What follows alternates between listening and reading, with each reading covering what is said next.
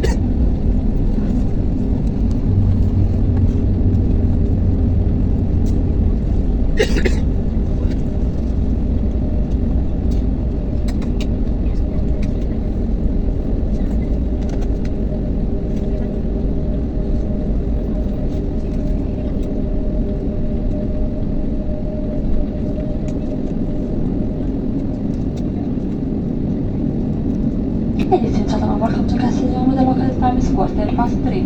Please remain seated with the seatbelt securely fastened until the seatbelt sign has been switched off. Be careful when opening your hat compartments in case anything fall out. Check the seat pocket in front of you for any personal belongings. Keep your electronic devices in flight mode until we open the main door. So we remind you that smoking is allowed only in designated areas outside the terminal building. Finally, on behalf of Captain and crew, I'd like to thank you for choosing us today, and we hope to see you again in the very near future. We wish you a pleasant stay in Spain, and for those of you in your return journey, welcome home. Thank you and have a good day.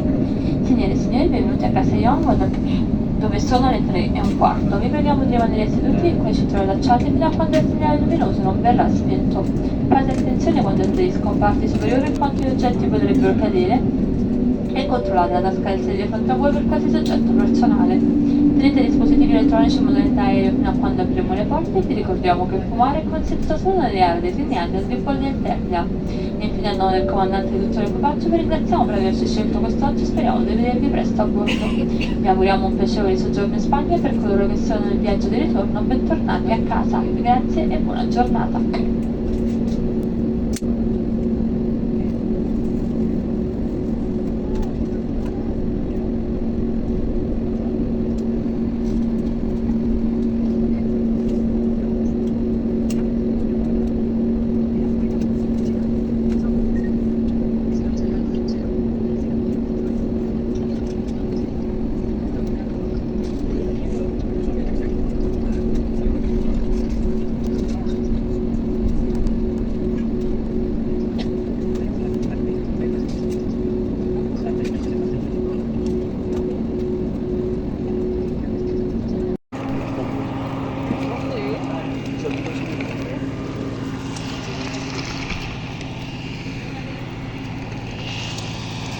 Si le ha gustado el vídeo, no olvide suscribirse, dale like y comentar.